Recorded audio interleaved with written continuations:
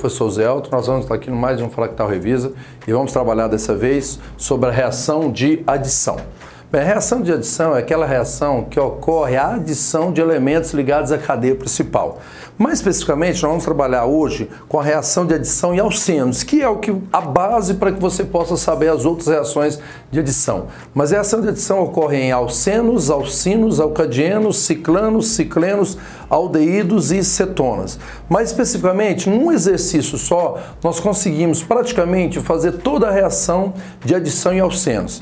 Veja comigo, você tem aqui o metilpropeno. Basicamente, esse metil aqui, eu não preciso falar a posição 2, porque de qualquer jeito essa posição aqui só pode ser a posição 2, porque se ele tivesse aqui ou aqui, ele já iria fazer parte da cadeia principal e não mais seria um radical.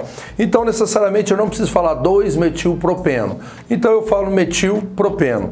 Só que nesse primeiro caminho aqui, eu vou fazer a chamada hidrogenação. O que vem a ser uma hidrogenação? Significa que você vai adicionar hidrogênio. Daqui a pouquinho a gente vai fazer ela. Se eu for falar para vocês halogenação seria esse segundo passo. Significa que você vai adicionar halogênio. Quais são os halogênios? Os elementos da família 7A: flúor, cloro, bromo e iodo. Se eu pegar nesses dois passos que estão aqui do lado, esses têm uma particularidade, seria a reação com HX.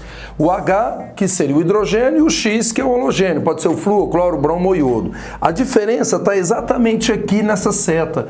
Aqui você não tem nada e aqui você tem o peróxido. A partir do momento que você não tem o peróxido, o hidrogênio vai para o carbono que tiver maior número de hidrogênio. E se você tiver peróxido, o hidrogênio vai para o carbono que tiver menor número de hidrogênio. Essa regra de Markovnikov e essa seria a regra de Karash. E para fechar, a reação de hidratação em alcenos. Se vocês entenderem o que está aqui no quadro que eu vou fazer agora, basicamente você vai saber a reação de adição em alcinos, que a diferença é que ela vai ter total e parcial, e alcadienos e assim vai. Então vamos lá. A primeira coisa, numa reação de adição, ela tem que ter no mínimo uma dupla ligação, se não for de cadeia fechada. Se ela tiver uma dupla ligação, o que você vai fazer? Quebrar a dupla e vai fazer isso daqui. Ou seja, se eu tenho uma dupla, todos aqui serão exatamente iguais. Você tem 3 carbonos? 1, 2, 3. Você tem um metil? Tá aqui o metil. CH3, CH3 e CH2. Mas quando você quebrou a ligação, ela fez isso. Abriu uma valência livre para cá e uma para cá. Normal. Isso eu vou fazer nesse.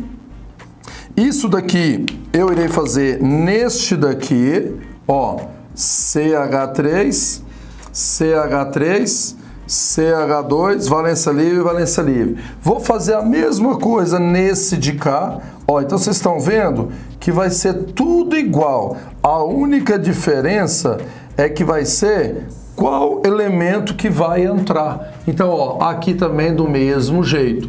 Então, CH3, não é isso? CH3, CH2, vamos lá, CH2, valência livre, e aqui do mesmo jeito.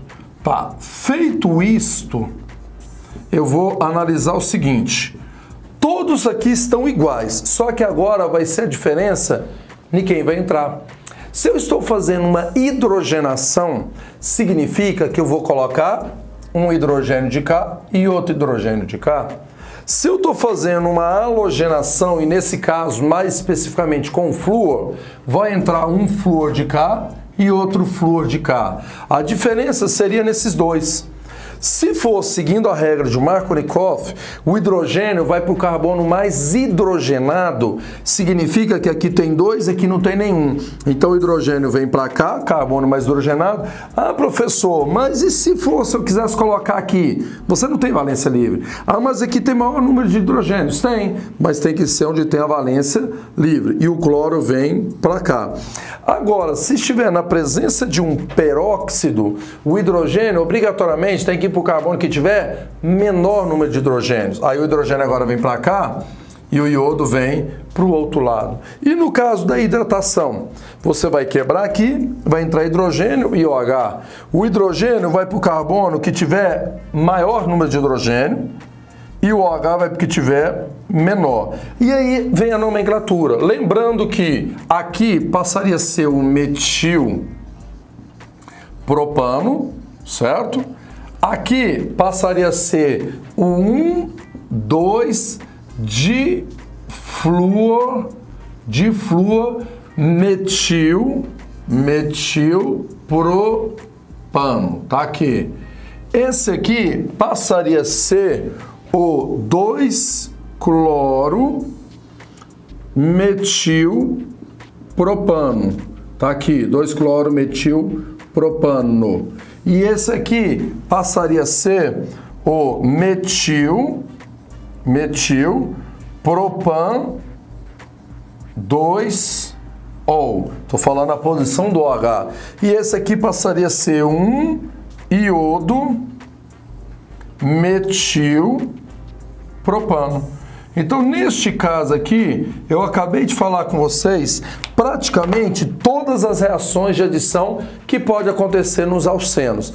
A diferença seria o seguinte: pode aparecer em alcinos? Pode, mas em alcinos vai ter a parcial e vai ser a total. A diferença seria a quantidade de elementos que iriam entrar. Então, por exemplo, se eu tivesse isso daqui, eu posso fazer ele tanto parcial, colocando apenas 2 hidrogênios, e eu posso fazer ela total, colocando 4 hidrogênios. Se eu for colocar 2 hidrogênios aqui, eu vou quebrar a tripla e transformar essa tripla em dupla. E se eu for colocar total, eu vou quebrar a tripla em simples. O que vai me mandar é a quantidade de elementos que vão entrar. Quando eu quebrei a tripla em dupla, valência livre e valência livre. E aqui em simples, valência livre e valência livre. Quantos hidrogênios tem aqui? 2. Vem um para cá e outro para cá. Aqui são 4. 1, 2, 3, 4. Então, basicamente, ocorrem as mesmas reações que ocorreram de hidrogenação em alcenos, pode acontecer em alcinos. Então, nesse caso, hidrogenação, halogenação, reação com HX, também ocorre a reação em alcinos. E se você for trabalhar com a cadeia fechada, a primeira coisa que você tem que lembrar é que se a cadeia for fechada, você vai fazer o que para abrir a cadeia? Você vai quebrar a cadeia e aí você vai tornar uma cadeia aberta. Porém, vocês vão ter que lembrar de algumas regras, que seria a teoria da tensão dos anéis de Bayer. À medida que você vai aumentando o número de carbonos no ciclo, vocês vão aumentando a estabilidade e, consequentemente, você tem que aumentar a temperatura. Se for um aldeído, você vai formar um álcool primário, e se for uma cetona, você vai formar um álcool secundário. Galera, valeu e tudo de bom para vocês, e até a próxima videoaula.